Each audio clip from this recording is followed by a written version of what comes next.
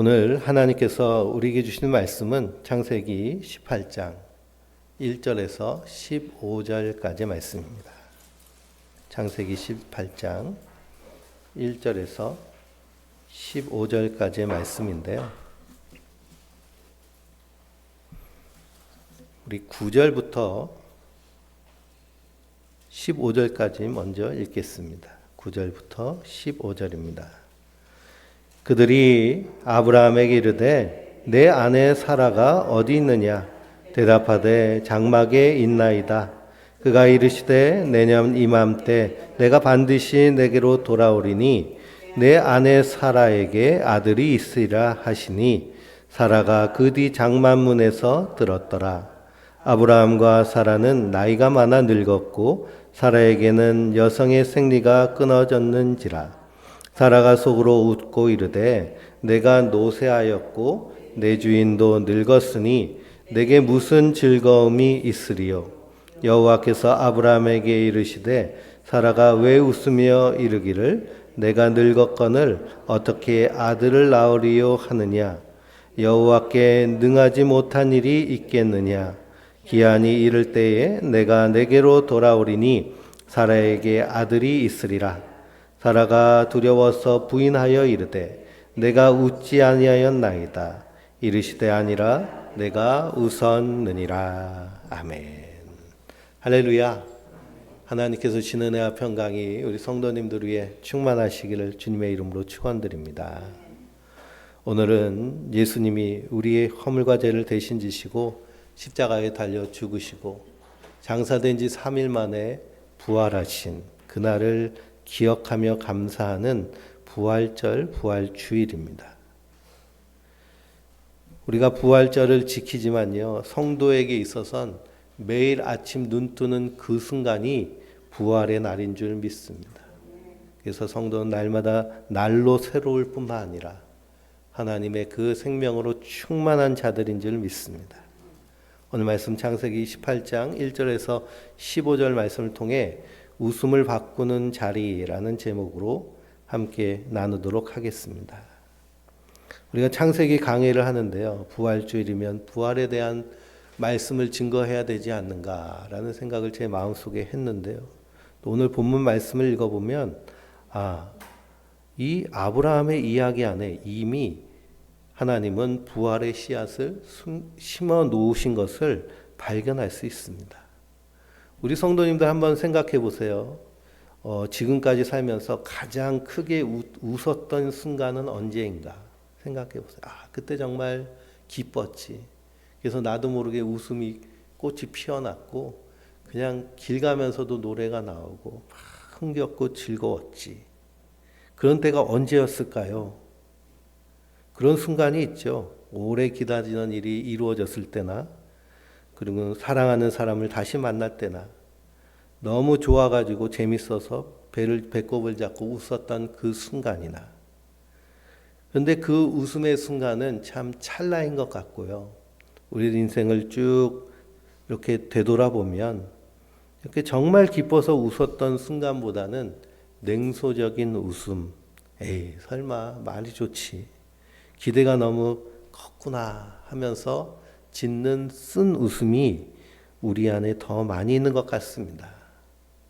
그래서 옛날 어떤 가수가 노래했던 그 노래 제목이요. 내가 웃는 게 아니야. 그래서 그게 한참 유행해서 저도 그 아이들과 여름이었나 봐요. 이 강원도로 그때는 이제 인천에 살 때니까 강원도로 차 타고 휴가 오면서 그 노래를 같이 들으면서 또 불렀던 것이 기억이 납니다. 오늘 본문에요. 두 번의 웃음이 나옵니다. 하나는 아브라함의 웃음이고 하나는 사라의 웃음입니다. 그런데 하나님은 그 웃음이 있는 자리에서 이삭을 약속하세요. 이삭이라는 이름 자체가 히브리어로 웃음이라는 뜻입니다. 지난주에 아브라함의 웃음, 이번 주에 사라의 웃음, 다 어떤 웃음일까요? 냉소적인 웃음이죠. 방어 기제에 해당되는 그런 냉소적인 웃음. 되겠어? 하나님 앞만 말씀하셔도 되겠어요?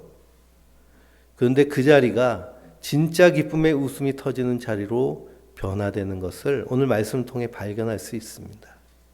이것이 오늘 우리에게도 주시는 말씀입니다. 부활의 아침, 하나님은 우리 안에 있는 그 쓴 웃음, 방어 기제와 같은 그런 냉소적인 웃음을 참 기쁨, 진정한 웃음으로 바꾸시는 분이 우리 주님이신 줄 믿습니다. 오늘 본문 1절을 보면요, 여호와께서 마브레의 상수리 나무들이 있는 곳에서 아브라함에게 나타나시니라 라고 말씀하고 있습니다. 언제 나타나셨을까요? 날이 가장 뜨거울 때에 아브라함이 장막문에 앉아 있다가 눈을 들어보니 사람 셋이 맞은편에 서 있는 거예요. 그럼 아브라함은 이 세 사람이 누군지 알았을까요? 처음에는 몰랐을 겁니다. 그냥 길 가는 나그네로 보였겠죠. 근데 아브라함은 어떻게 하나요? 2절을 보면요, 아브라함이 달려가서 맞으며 몸을 땅에 굽혀 그들을 맞이합니다. 아브라함이 달렸어요. 아브라함이 몇 세일까요? 이때가 99세의 아브라함이 달려가서 세 명의 나그네를 맞이합니다. 90세가 넘는 분들이 뛰는 거 보셨어요? 요즘은 슈퍼 시니어라고 그래가지고요, 이 80대, 90대, 100세 되신 분들 체육대회가 있더라고요. 세계대회도 있고요. 그리고 국내 대회도 있고 가장 활성화되어 있는 것이 일본입니다. 일본의 107세 된 할아버지가요, 100m 달리기를 뛰는데요. 100m 달리기를 27초인가 뛰셨어요. 우리 성도님들 100m 지금 뛰시면 몇 초나 나올까요? 예? 100m 안 뛰어보셨죠? 100m가요, 가까운 것 같은데 상당히 멉니다. 뛰면. 30초 안에 뛰어도요, 성공한 거예요. 근데 100세가 넘은 할아버지가요, 그렇게 뛰어요. 얼마나 열심히 뛰시는지 꼬부라지셨는데도, 근데 그게 연상이 되더라고요. 99세에 아브라함이 뛰어갔다. 아브라함은 우리 지난주 말씀에서 결단했습니다. 하나님 앞에 엎드렸어요. 그리고 토탈 서렌더, 완전히 항복했어요. 하나님이 할례를 명하셨는데요, 그 할례 때 아브라함은 몸의 할례만 한 것이 아니라 마음의 할례까지도 행했습니다. 하나님이 하신다, 내가 한다, 내가 하겠다, 그 말씀을요 전적으로 수용했어요. 하나님이 하신다는 것을 전적으로 수용할 때 내가 통제하겠다는 의도를 내려놓는 것을 의미해요. 이 결단 이후에 아브라함은 달라졌습니다. 심리학적으로요, 사람이 진짜 내려놓으면 완전한 수용이 이루어지고 완전한 항복이 이루어지면 어떤 일이 일어나느냐, 우리는 뭐 다 수용하고 다 항복하면 이거 인생 끝나는 거 아니야? 창피하게 이게 가오 떨어지는 것 아니야? 이렇게 생각할 수도 있는데요, 심리학적으로는 더 긍정적인 일이 일어납니다. 어떤 일이냐면 통제에 대한 집착이 없어져요. 집착하려는 마음이 사라지니까요, 오히려 더 이 마음 가운데 불안감, 우리의 뇌 가운데 불안감이 사라지고, 자기를 보호하려고 쳤던 그 쌀벌한 경계, 그리고 그 경계에 들어오면 어떻게 하나는 불안감, 이것들이 다 사라집니다. 그러면서 더 포용적이고 더 수용적이고 상황에 대해서 민감하게 판단하고 대처하게 돼요. 하나님 우리를 참 이상하게 만드셨죠. 자아가 무너지면 우리는 자기의 자존감이 떨어진 것이라고 생각하는데 오히려 그렇지 않은 거예요. 나를 지키려고 하는 의도가 사라질 때 오히려 우리 안에서 더 풍성한 것이 이루어집니다. 이것을 마음 근력이라고 얘기해요. 이 마음 근력이 강하면 우리 안에서 자기 절제력, 대인 관계력, 자기 동기력이 풍성해집니다. 그리고 우리 안에서 자연스럽게 용서, 연민, 사랑, 수용, 감사, 존중에 하나님의 이 풍성함이 자연스럽게 드러나요. 그러니 아브라함이 이 나그네 3명을 바라보면서 달려갑니다. 의심 없이, 두려움 없이 기대를 가득 안고 달려가요. 그리고는 아브라함이 이 손님을 대접하죠.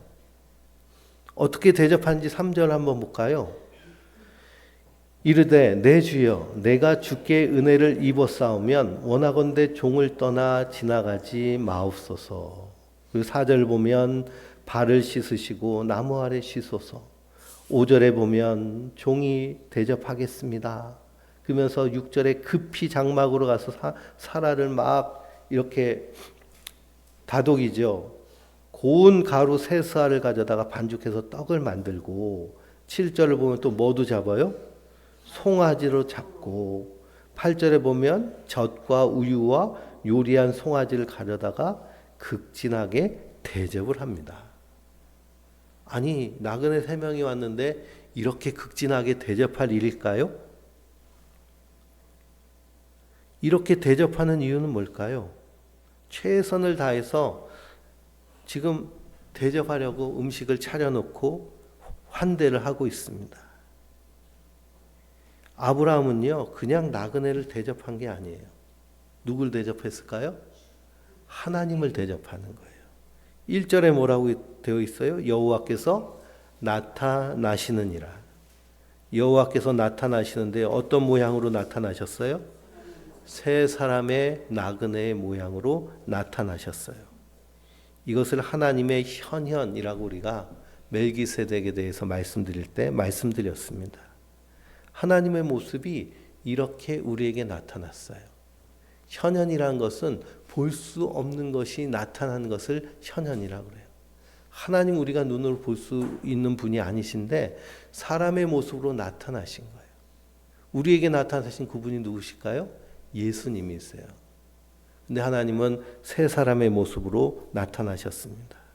그래서 성경을 읽어보면 하나님이 이 세 개의 위격을 갖는 모습으로 계속 표현되는 것을 발견하게 돼요.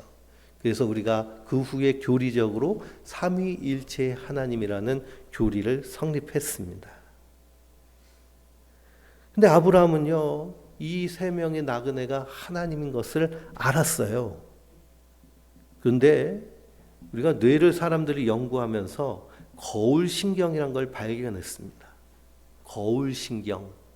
1990년에 이탈리아 파르마 대학에서 처음 이제 실험하면서 발견한 것인데요. 거울신경 들어보셨나요? 강아지를 키우신 분들은 이 경험하실 텐데요. 꼭 밥을 먹으려고 하면 얘들이 어떻게 해요? 분주해져요. 저희도 강아지 2마리가 있는데요. 밥을 먹으려고 이렇게 숟갈 놓고선 밥을 차리기 시작하면 얘들이 더 분주해요. 애들 보고 밥 먹어라 해도 좀 이따가 깨요 그러는데 얘들은 벌써 와 있어요. 오기 전에 뭘 하냐면 장에 있는 것들 다 비워요. 그 밥을 먹으려면 꼭 애들이 다 장에 있는 걸 비워놓으니까 또 치워야 되잖아요. 그래서 주인의 다이어트에 큰 도움을 주기는 하는데 입맛 떨어지게. 이건 뭐냐면 주인이 하는 행동에 반려견들이 반응하는 거죠. 자기들 줄 생각도 없는데 반응하는 거예요. 이게 거울 신경의 가장 기초적인 그런 예시입니다. 그럼 강아지보다 우리가 신경망이 더 발달했을까요? 발달하지 않았을까요? 훨씬 발달했죠. 그래서 우리 안에 나를 통제하고 지키려고 하는 방어막이 사려진 수용적인 그런 이 마음의 태도를 가지고 있으면 우리 안에서 어떤 일이 잘 이루어지느냐 하면 심층 심리의 공명이 일어난다고 그래요. 심층 심리의 공명. 그러니 우리가 자녀를 양육하면서 자녀가 크게 아파요. 혹은 큰 상처를 받았어요. 그러면 자녀가 아픈데 누구도 아파요? 엄마도 아파요. 그게 뭘까요? 공명이 일어나는 거예요. 심층 심리의 공명. 그러니 이 세 명을 바라볼 때 아브라함은 뭐가 일어났어요? 공명이 일어나고 알아차림이 일어납니다. 아, 그분 하나님이시구나. 그래서 극진하게 주여 우리 집을 지나치지 마소서 하고 그분을 영접하게 되는 거예요. 우리가 신앙생활이 깊어지면 깊어질수록 이 하나님과의 공명이 더 뚜렷해집니다. 그래서 우리가 신앙생활하며 예배 드리는 시간이 되면 우리 안에서 그런 공명이 일어나요. 그래서 이 시간, 예배의 시간에 우리가 예배 자리에 있지 않을 때 많은 공허함과 허전함, 뭔가 빠진 것 같은 그런 심리적인 상태를 느끼게 됩니다. 그건 그냥 교회 가야 되는데 안 가서 하는 그런 죄책감에서 이루어지는 것이 아니라 우리의 거울 신경 가운데 이 심층 심리에 우리 신앙이 하나님과 공명되어 있기 때문이라는 연구 결과가 나온 거예요. 놀랍죠? 하나님 우리를 그렇게 만드셨어요. 그래서 우리는 누구와 연결된 자들일까요? 하나님과 연결된 자들이에요. 그 연결을 더 강하게 그리고 그 링크를 더 강력하게 하는 방법은 뭘까요? 아브라함이 전적으로 항복하고 전적으로 수용했던 것처럼 우리도 하나님 앞에 전적으로 항복하고 수용하며 그 하나님을 영접하는, 그래서 영접하는 자 곧 그 이름을 믿는 자들에게는 하나님의 자녀가 되는 권세를 주셨느니라 주님 말씀하시듯 이런 강한 공명이 우리 안에 일어납니다. 그리고 세례 요한이 요단강에서 세례를 베풀면서 그가 왜 세례를 베풀었을까요? 메시아를 기다리기 때문에. 누가 메시아일까? 근데 예수님이 요단강에 오셔서 세례를 받으십니다. 그때 세례 요한이 세례를 베풀 때 성령이 하늘에서 비둘기같이 임한다는 그런 표현이 나와요. 비둘기가 하늘에서 내린다라는 것은 소리 소문 없이 조용히 임한다는 것을 상징해요. 그러니 다른 사람들은 알아차리지 못했을 거예요. 그러나 누군 분명히 알았을까요? 세례 요한은 분명히 알았어요. 보라, 세상 죄를 지고 가는 하나님의 어린 양이로다. 왜 그럴까요? 그때 그 안에서 강한 공명이 일어났기 때문입니다. 그래서 아브라함은 하나님을 영접했어요. 그러니 하나님이 아브라함을 찾아오실 때는 전적으로 하나님을 드러내며 찾아오셨는데요. 사실 이번에는 아브라함에 그렇게 드러내고 찾아오신 분이 아니세요. 나그네로 위장해서 오셨죠. 그럼에도 아브라함은 그 하나님과의 강한 공명을 통해 하나님을 알아봤습니다. 그리고 그 하나님을 환대해요. 우리가 누군가를 진심으로 대접할 때 우리 안에서 나오는 호르몬이 있다고 그래요. 그것이 옥시토신이라는 호르몬입니다. 옥시토신이 나오면서요. 그러면서 우리 안에서 행복감과 기쁨이 충만해져요. 그러면서 강한 유대와 신뢰를 느끼게 합니다. 그러니 이런 극진한 대답을 통해서 아브라함은 하나님과의 관계에서 더 강한 유대감과 더 강한 이 공명을 느끼게 되는 거죠.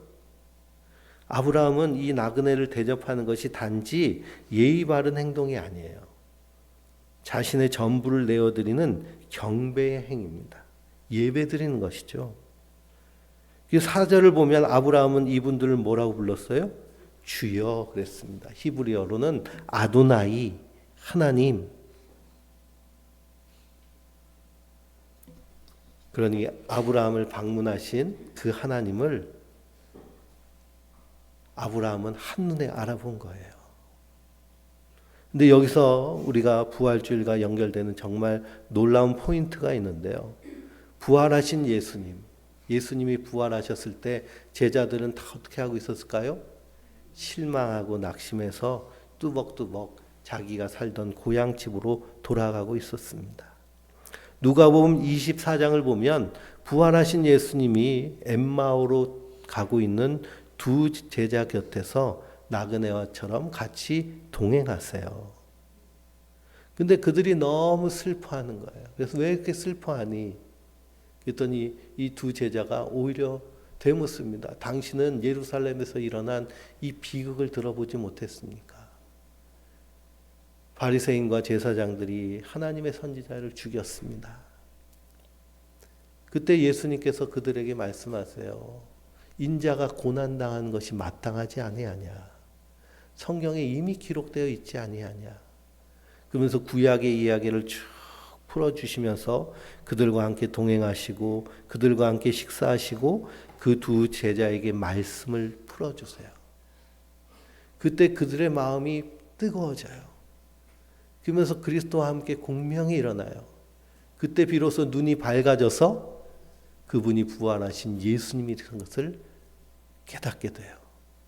그때 예수님 순식간에 사라지시죠.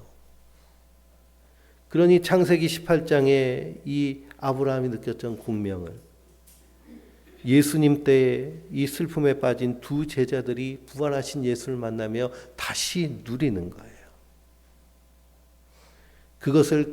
그것으로 끝나기를 하나님 원하실까요? 지금 오늘 살고 있는 우리에게도 이 그리스도와 함께 누리는 이 마음 뜨거워지는 그런 공명을 함께 나누시기를 원하시는 줄 믿습니다. 그러니 우리의 뇌는 신경망이 누구와 연결되어 있어요? 이미 하나님과 연결되어 있는 자들이에요. 뇌과학자들 그걸 발견했어요. 얼마나 놀라워요. 우리 집에서 키우는 반려견들도요. 주인이 슬퍼하면 와가지고 괜히 몸을 비대요. 그리고 그냥 괜히 안겨요. 그냥 모르는데 그냥 하는 걸까요? 아니에요. 연결되어 있기 때문에 그런 거예요. 이게 거울신경입니다. 그리고 우리 그리스도인들은 하나님과 연결되어 있구나.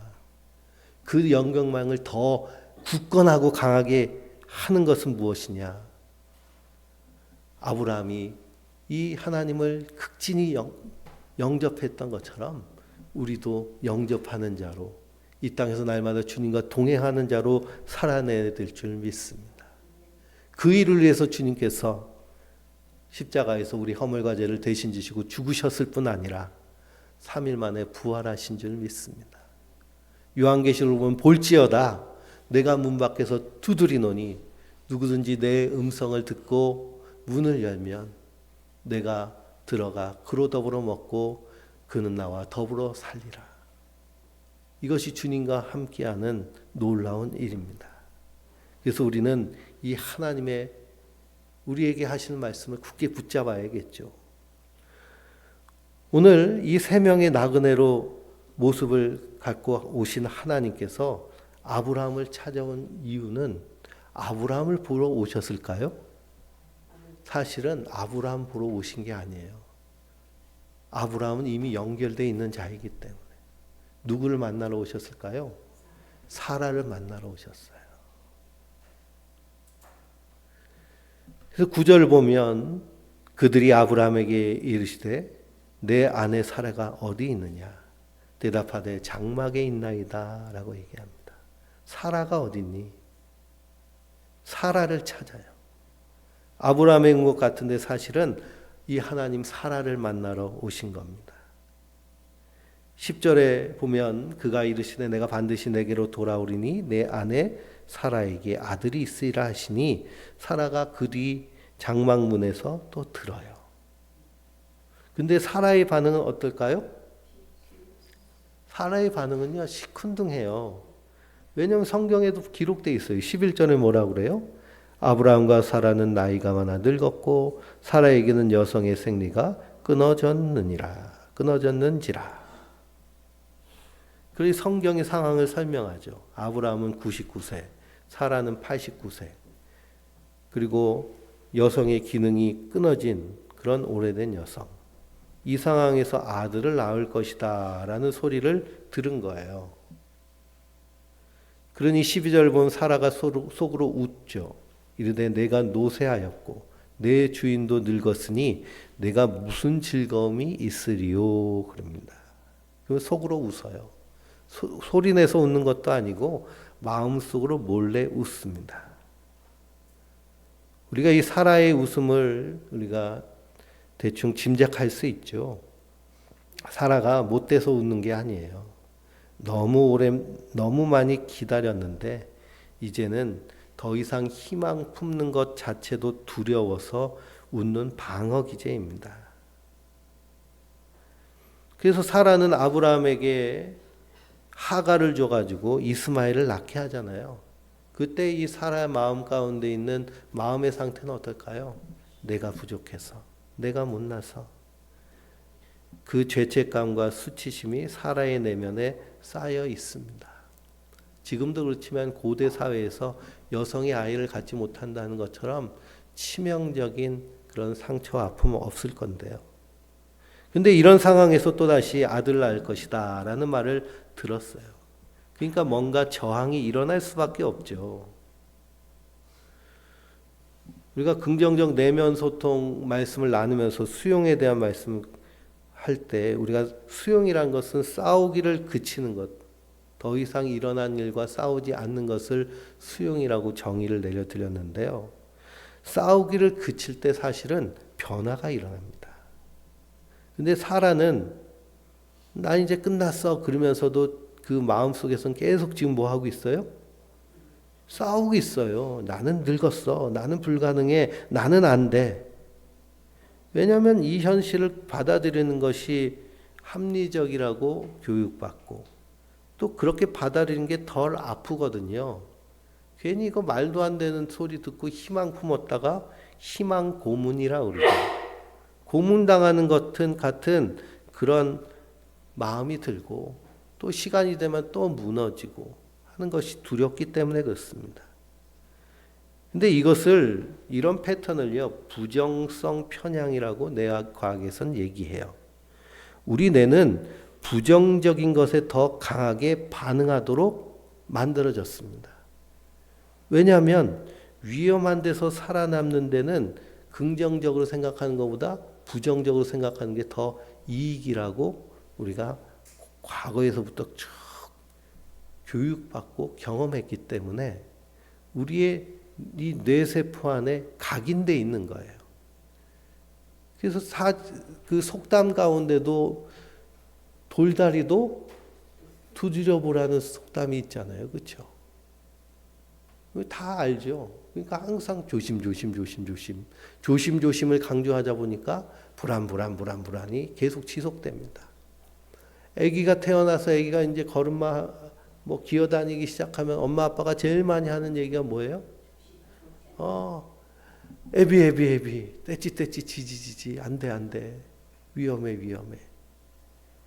그러니 이 부정성 편향이 엄청나게 우리 안에 각인돼 있어요.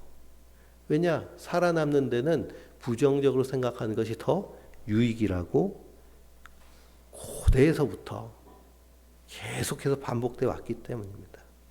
그래서 우리 뇌는요, 좋은 일보다 나쁜 일을 더 깊이 뇌에 오래 새겨요. 뇌에 그냥 찍어놔요. 고대에 일어났던 일들.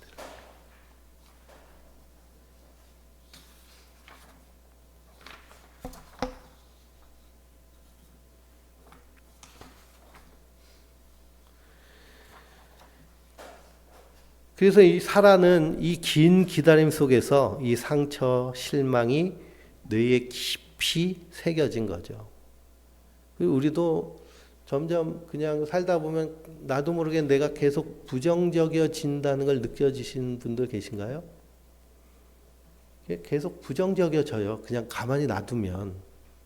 왜냐하면 이 부정성 편향 때문에 그렇습니다.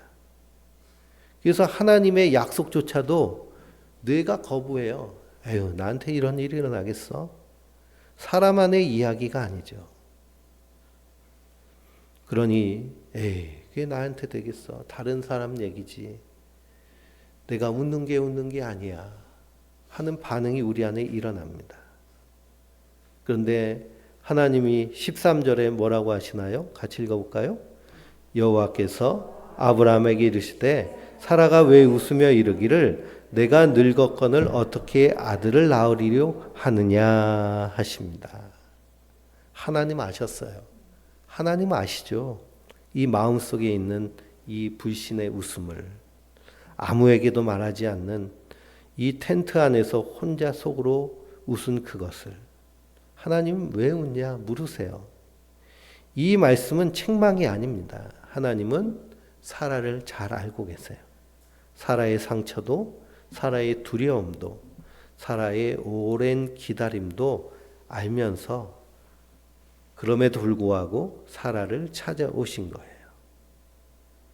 그리고 오늘 설교의 핵심 구절, 부활의 그 씨앗, 우리가 이 땅에서 부활의 능력을 가지고 사는 그 하나님의 말씀, 그것이 무엇이냐? 여호와께 능하지 못한 일이 있겠느냐? 이 말씀입니다. 여호와께 능하지 못한 일이 있겠느냐? 다시 한번 같이 해볼까요?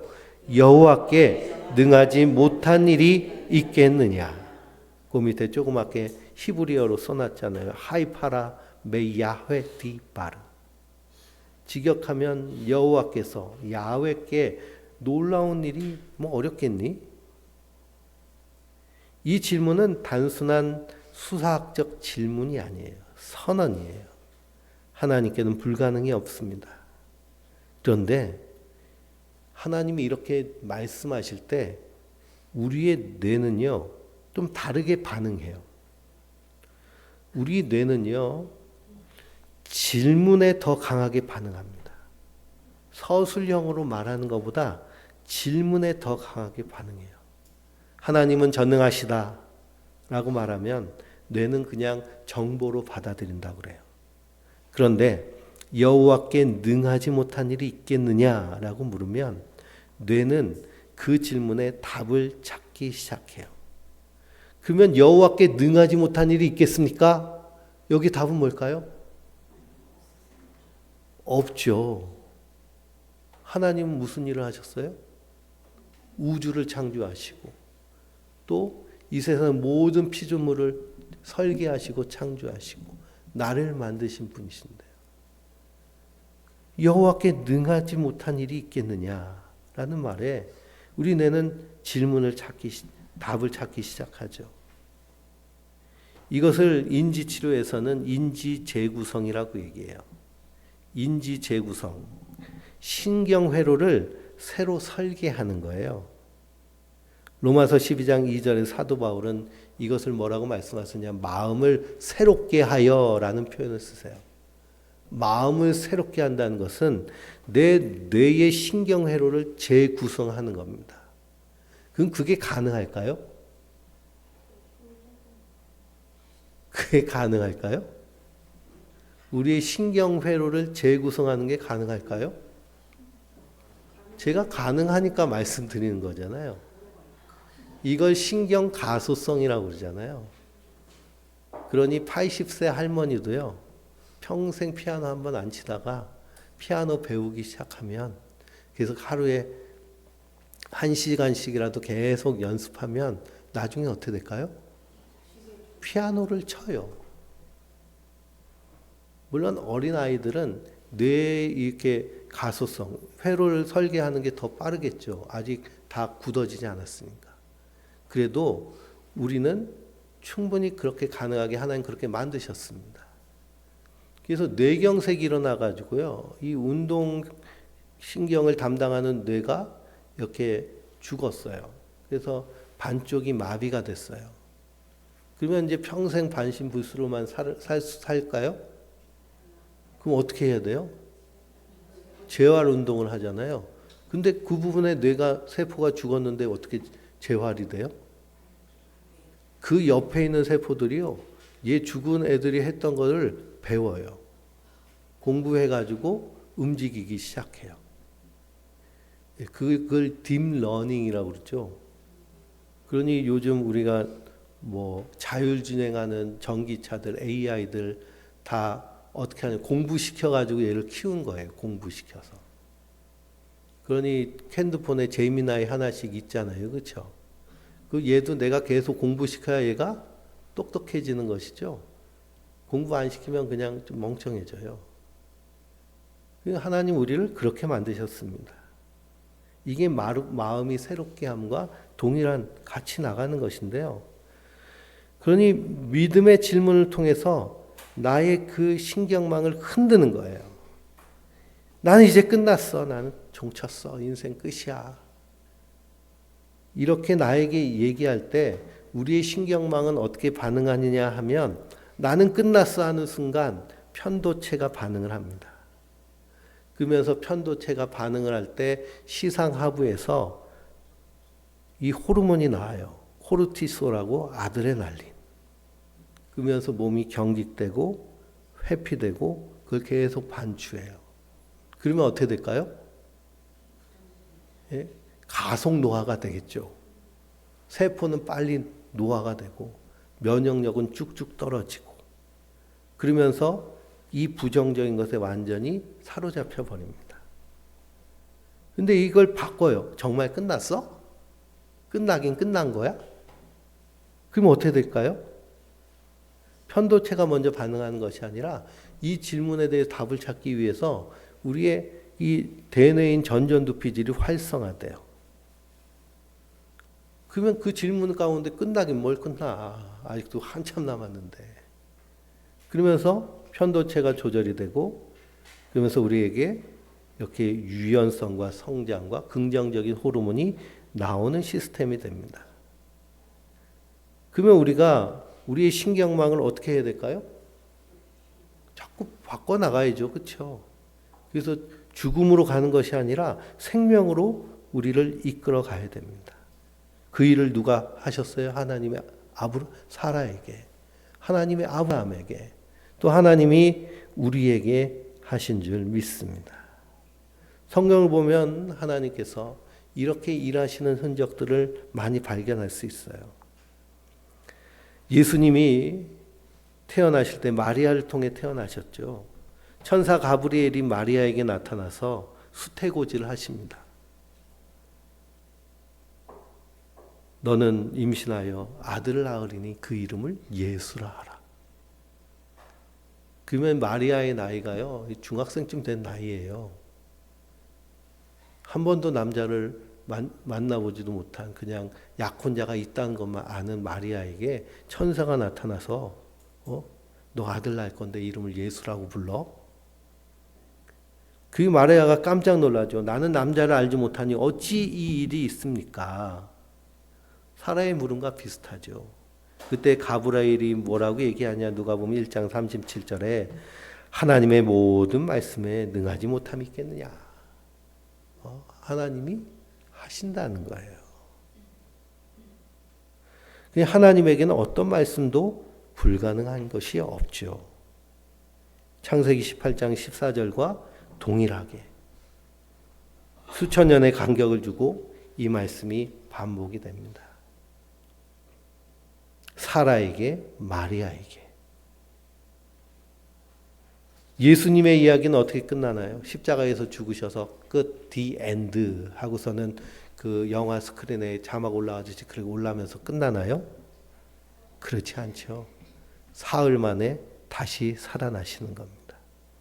여호와께 능하지 못한 일이 있겠느냐? 죽음도, 무덤도, 절망도 그 예수를 가두지 못하는 거예요. 이게 부활의 선언입니다. 그러니 사라는 오늘 창세기 18장에서 이 하나님의 선언을 통해서 무엇을 경험했나요? 부활을 경험한 거예요. 부활을 경험.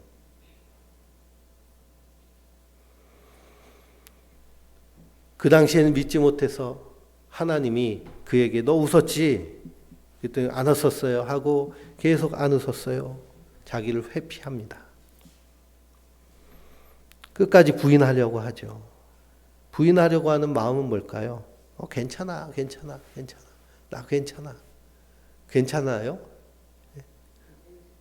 부부간에도 서로 마음 상할 일이 있어가지고 남편이 어깨가 축 처져서 퇴근하고 집에 들어왔는데 걱정이 돼가지고 아내가 여보 괜찮아? 그러면 괜찮아. 그런데 괜찮은 건가요 그게? 괜찮지 않은 거잖아요. 그러니 이 사라도 나 안 웃었어요 라는 말에는 내면의 두려움, 의심, 낙심이 있는 거예요. 근데 하나님은 어떻게 하기를 원하실까요? 그걸 인정하기를 원하세요. 사라야, 나는 내 내면을 다 알고 있어. 네가 얼마나 오래됐는지 기다렸는지, 얼마나 상처받았는지, 얼마나 지쳐 있는지. 그래서 내가 찾아온 거야. 근데 지금 찾아온 이유는 지금이 딱 나의 전능함을 보여주기 좋기 때문에 찾아온 거야. 그래 나는 두려워요 하고 하나님 앞에 솔직한 모습으로 나갈 때 우리가 더 그 하나님을 풍성히 누릴 수 있겠죠. 아무리 사라가 안 웃었어요 하고 부인해도 하나님의 약속은 변하지 않습니다. 우리가 창세기를 통해서 모든 성경을 통해서 분명히 알아야 될 것은 하나님의 약속은 변하지 않아요. 그래서 내가 능히 이 일을 할 수 없겠느냐 말씀하시는 거예요. 예수님께서도 나병에 걸린 두 사람이 예수님께 올 때 그 나병 환자들에게 예수님 묻습니다. 내가 이 일을 능히 할 줄 믿느냐? 그랬더니 그들이 뭐라 그래요? 아멘 믿나이다. 아멘 믿나이다. 그래서 이 사라의 웃음이 이제는 진짜 웃음으로 바뀌는 것을 보게 됩니다. 하나님은요, 우리의 인생의 여정을 새로운 길로 인도해 주시는 것이 아니고요. 하나님 처음 우리에게 의도하셨던 우리로 만들어 가시는 것이 하나님과 동행하는 풍성한 삶의 핵심인 줄 믿습니다. 하나님 이미 우리 안에 하나님의 보배를 숨겨 놓으셨어요. 결국 9달 후에 어떤 일이 일어날까요? 창세기 21장을 보면 21장 6절을 한번 볼까요? 21장 6절입니다. 사라가 이르되 하나님이 나를 웃게 하시다. 듣는 자가 다 나와 함께 웃으리로다. 이 웃음은 어떤 웃음일까요? 그 마음 존재 깊은 곳에서부터 올라오는 그 기쁨과 환희의 웃음입니다. 이것이 사라가 경험한 부활이에요. 예수님의 제자들이 예수님이 십자가에 달리시던 그날 그들의 얼굴의 모습은 어떨까요? 침울하고 또 때로는 쓴 웃음이 나왔을 겁니다. 내가 이러려고 3년이나 따라다녔나. 근데 사흘 후에 무덤이 비어 있어요. 예수님 부활하셨어요. 그리고 그들을 만나셔서 평안하뇨 하시며 성령 받으라 하십니다. 부활하신 예수님을 만났어도요, 예수님의 제자들 불안했어요. 그래서 예수님이 너희는 딴 데 가지 말고 한 곳에 모여서 성령이 너희에게 임하기까지 참아 기다리라고 하시거든요. 그때 제자들과 120명의 성도들이 오순절 마가의 다락방에 모여 있었습니다. 그들의 마음 가운데는 불안감과 두려움이 가득해요. 왜 그러냐? 예수님이 부활하셨지만 여전히 제사장들과 바리새인들의 그 기세는 전혀 꺾이지 않았거든요. 근데 이 오순절 아침 성령이 강한 바람과 불과 함께 그들 가운데 임하십니다. 성령님은 예수님의 영이 있어요. 예수님이 그들 가운데 전적으로 임재하신 거예요. 그랬더니 그 안에서 어떤 일이 일어났을까요? 문을 열어놓고 나가서 거리에서 담대하게 예수를 증거하기 시작합니다. 그 모습이 얼마나 기쁨과 환희로 가득 찼든지 사람들이 오해했어요. 뭐라고 오해했을까요?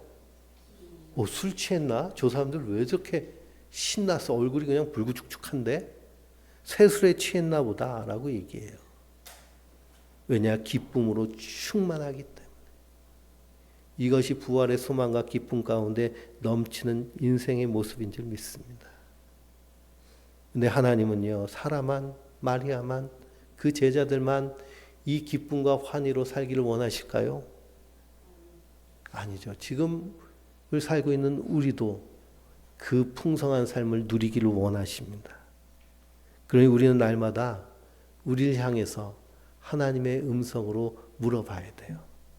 여호와께 능하지 못한 일이 있겠느냐?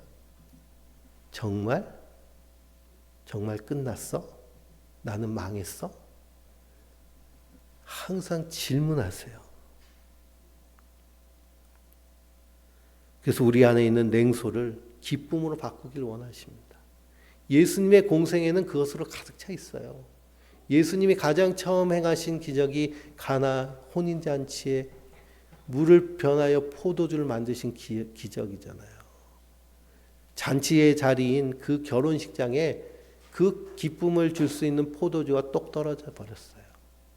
근데 정말 기쁨인 진짜 하늘의 포도주를 그들에게 먹이심으로 그 잔치를 풍성하게 하시는, 우리 인생은 하나님이 우리를 이 땅에 보내실 때 어떻게 살라고 보내셨을까요? 가련하고 불쌍하게 살라고 보내셨을까요? 잔치와 같이 보내주셨어요. 소풍 오는 것처럼. 소풍, 초등학교, 국민학교 다니실 때 소풍 가면 참 지금 보면 그 소풍을 소풍이라고 참 간 것도 참 희한해요. 그렇죠? 인천에 사는데 그냥 그쪽 초등학교 조그만 데인데 도시락 하나 짊어매고 한 2시간 걸어가서 도시락 먹고 오는 게 소풍이었어요. 그런데도 어땠어요? 그런데도 그날 밤에 막 그냥 두근두근하고 잠도 안 오고, 비 오면 어떡하나 하고, 또 엄마가 또 김밥 싸놔가지고 준비해주면 그냥 뒤에서 보면서 먹고 싶어가지고 막 설레하고. 하나님은 우리 인생을 소풍처럼 살기를 원하십니다. 그럼 우리가 이 부활의 충만한 기쁨, 이 부활 안에 거해야겠죠. 여호와께 능하지 못한 일이 있겠느냐. 이 말씀을 우리의 마음 가장 깊은 곳에 새겨 넣어서 우리 안에서의 이 부정적인 이 뇌의 흐름을 완전히 뒤집어 엎어야겠습니다. 그래서 냉소가 기쁨이 되는 순간 그것이 우리 안에 일어나는 것, 그것이 부활의 능력이고 그 부활의 기쁨인데, 그 능력과 기쁨을 날마다 누리며 사시는 우리 성도님들 되시길 주님의 이름으로 축원드립니다. 오늘 말씀을 기억하면서 살아계신 주 같이 찬양하겠습니다.